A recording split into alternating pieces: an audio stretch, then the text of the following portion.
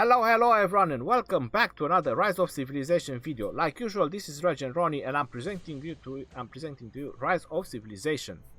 Today I'm going to talk about the expedition and I'm going to explain as much as I can and to give you as many tips and advices as possible. I had this request, so here I am explaining to you Rise of Civilization. I'm also going to do a couple of battles and explain to you why I've done those setups that I'm going to show you. Right, so before we start, thank you all for watching, thank you for subscribing, and if you haven't subscribed, don't forget to subscribe and turn on the notification bell. Okay, as you already know, if you don't, I'm gonna let you know, every time you're doing perfect one stage to the expedition, you get a 3-star. Every day, once you have 3-star that when it resets, you're going to get a lot of bonuses from every 3-star that you've done. My advice is that you every 3 days you keep going into the expedition and keep trying to get as many stars as possible so you get more rewards daily. The reason I'm saying that is because the stages become harder and harder and it's no longer a matter of strategy. It matters how many troops you have, the quality of the troops, like the tier of them, and your commanders, which are very important to be as highly trained, skilled and leveled up as possible. So for example, I'm going to take a stage 50, which you can already see that I didn't manage to 3-star previously, so I'm going to try to 3-star this. And the reason I'm saying that you have to check like every 3 days is because you can see when I challenge it, I have 5 queues. The reason I have 5 queues over here is because I'm City Hall level 23. So it's very important that you keep progressing into your City Hall. Now I have already done the preset team and I'm going to explain them the best way I can. Charles Martel and Julius Caesar, they are going to be my main tanks, and this is the reason they only have swordsmen and some archers. Boudica is going to be my second tank. This is why Scipio is there. You can see his first skill is maxed out, so there is some defense, there is a little bit of heal, which I believe is from this one. There is damage reduction from the main ability of Boudica, and there is damage increase from both of them. A chance, but there is damage increase. So they are basically the second tanks. And then I have my nuking team, which is going to be just cavalry. If you can see over here, my cavalry attack is 70% because of these 2 commanders and because of the talents that Lancelot has specialized on cavalry. So these 2 only have cavalry for that purpose. After that, I have 2 support groups. The reason I'm saying 2 support groups is because of the first skill of these heroes. And you can see over here, God's Revelation. And this is very important. This is the part that you have to read. Nearby friendly forces. So this means that it's not just the group that Joanna of Arc is in, it's the all groups that are around her. And that is the main reason I have Joan of Arc here. The other reason why Tomoe is the first one is because I don't have many other options and she's level 41 and she has a lot of talents. I would not put Tomoe as main commander, but I don't have another option. The reason Sarka is the main commander is because I do not have any other options for my 5th queue and the options were limited, so that's why I put her. And I have to say that, like I mentioned in the other video, she is a gold digger.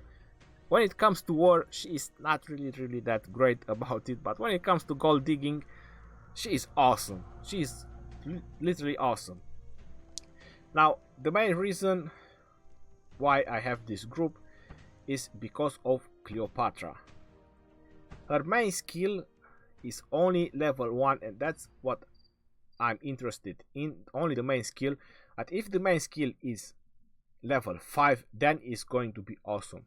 Her skill is the same as Joan of Arc. It says over here, your nearby friendly troops. so it heals all the groups that are friendly and their defense for the next 2 seconds. So she does group buffs.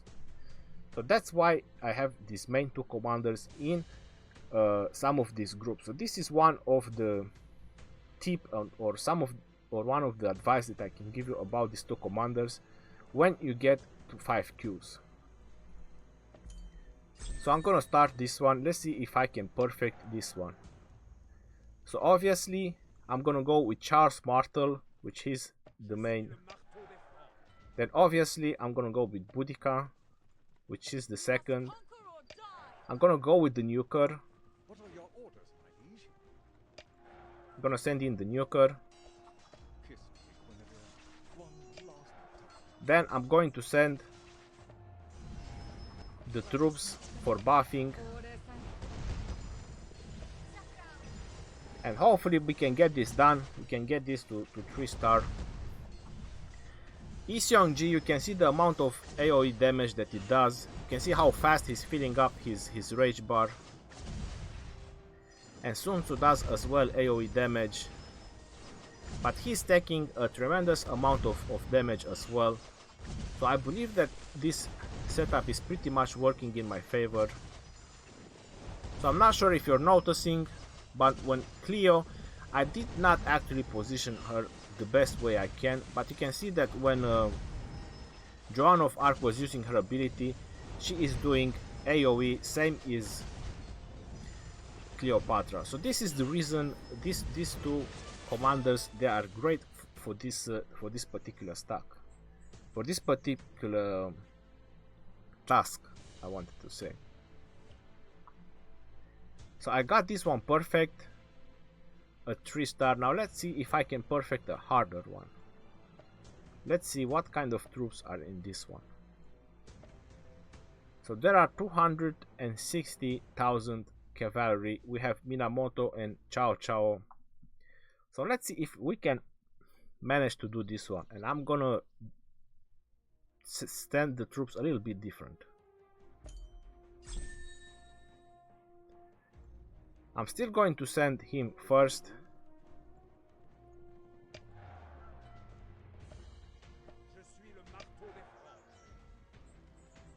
I'm going to send Boudica second still. Or no, I'm going to send Tomoe second. I'm going to send Sarka. And then I'm going to send Boudica.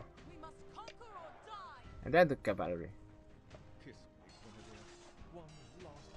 So let's see if we can manage to perfect this one as well.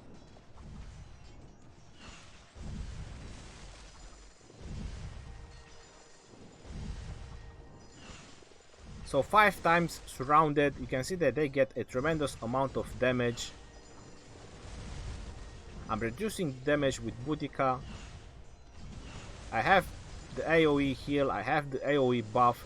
So basically my all troops are getting buffed and buffed. The enemy troops, they are getting debuffed, and you can see that it's pretty much working very nice. And I believe that I will manage to do this one flawless. I mean the 3-star. You can see that it's all attack, health, everything is going up. There's only plus and plus, so everything is working very nice, and everything is working very good.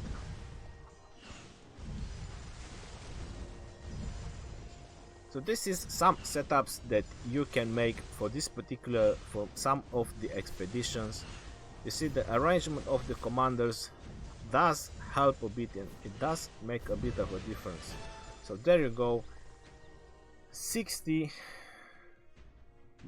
I mean perfect on this one, 3-star. So obviously I'm going to try to do obviously the other ones which are even lower levels, or this one is gonna be even easier. I just wanted to show you some of the strong ones that I haven't managed to do already. Now I'm gonna show you one that I have not managed to complete, just to have an idea how hard it is from 55, which you already saw, up to 60 or 61. I'm gonna collect all this now. There's quite a lot of resources. So I'm gonna challenge this one with this setup that I have right now. And let's see if I manage to do 61. Now I pretty much have a big idea since I challenged this already. You can see there are only 5 tier 5 troops. So I'm gonna go ahead, not waste much time.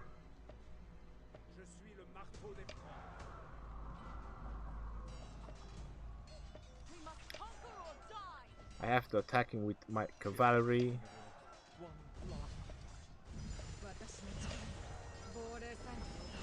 And I'm gonna go with Sarka. So basically what's happening here, my Charles Martel has to soak up all the AoE damage, and that's why unfortunately you can see he's surrounded by trees, so he's like a sacrificial hero over there. My cavalry unit with a lot of damage is hitting that recharge, because that recharge has 100,000 troops, which is quite a lot, unfortunately. So all my Charles Martel has to do is it needs to tank as much damage as possible.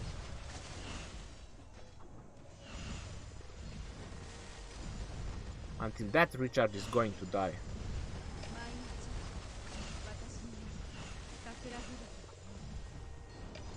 The positioning is not really that great. So I'm trying to do a little bit of movement here and there. Try to get more and more out of my troops. So I'm trying to get rid of that group right now, because I can see that it's really low. So once that is going to go down, I'm going to move my Sarka to hit that one. I'm going to move my cavalry to hit that one. Try to get rid of those, and then obviously I can focus on the rest of them. And you can see how much Charles Martel with Julius Caesar, they are surviving over there. This is just insane, the amount they can do. Now I can focus on this one, put everyone to attack on that one. And now I want to take out this Boudica. And unfortunately my Sarka died. May she rest in pieces.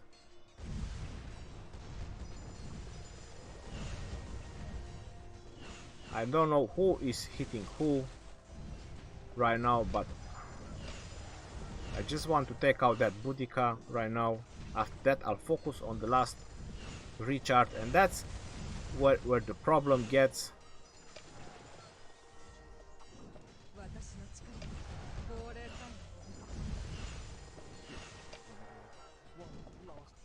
So now it's gonna be four groups versus one group, and there is only one recharge. So let's see if I can manage to do it. Let's see if this setup that I just showed you, if I manage to complete this particular stage in the expedition. So I really believe, according to the time that I have left, according to the troops that he has left, I really believe that I managed to do so. That is how strong Charles Martel with Julius Caesar can be.